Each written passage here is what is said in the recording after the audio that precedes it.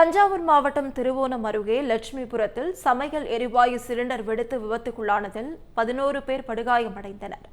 கூடுதல் தகவல்களை செய்தியாளர் ஆனந்த் வழங்க கேட்கலாம். ஆனந்த், வணக்கம். முழு விவரங்கள்.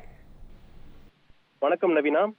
தஞ்சாவூர் மாவட்டம் திருவோணம் அருகே நள்ளிரவில் வீட்டின் கூரை கொட்டகையில் ஏற்பட்ட தீயை அணைக்க முயன்ற போது சமையல் கேஸ் சிலிண்டர் வெடித்து சிதறியதில் 11 பேர் படுகாயமடைந்த சம்பவம் அப்பகுதியில் பெரும் பரபரப்பையும் சோகத்தையும் ஏற்படுத்தியிருக்குது.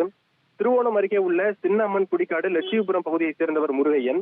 விவசாயியான இவரது வீட்டின் முன்பகுதியில் அமைக்கப்பட்டிருந்த கீட்டு கொட்டகையில் நள்ளிரவு 2 மணி அளவில் திடீரென தீப்பற்றி எரிய தொடங்கியுள்ளது.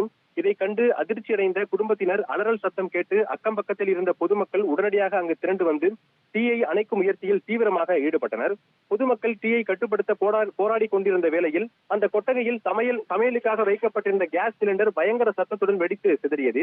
இதில் எதிர்பாராத விபத்தில் முருகையன் மனைவி செல்வி, அவரது 10ஆம் வகுப்பு படித்து வரும் மகள் அபிநயா மற்றும் தீயை அணைக்க முயன்ற பகுதியைச் சேர்ந்த காசிநாதன், ராஜசேகர், பழனிவேல், வேம்பையன், கலையரசி, புவனேஸ்வரன், செல்வராஜ், காளியம்மன் உள்ளிட்ட 11 பேர் இந்த சம்பவத்தில் படுகாயமடைந்தனர்.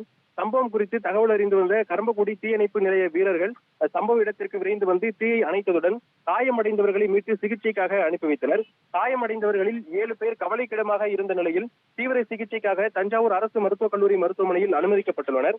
லேசான காயமடைந்த 4 பேர் பட்டுக்கோட்டை அரசு மருத்துவமனையில் சிகிச்சை பெற்று வருகின்றனர்.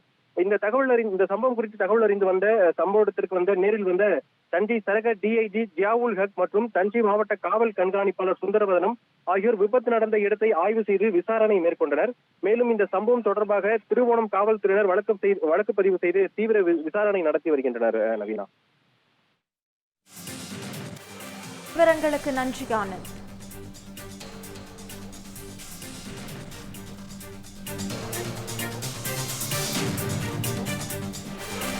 இந்த மாதிரி யூஸ்ஃபுல்லான இன்ஃபர்மேஷன்ஸை தெரிஞ்சுக்க தமிழ் ஜனம் சேனலை சப்ஸ்கிரைப் பண்ணுங்க.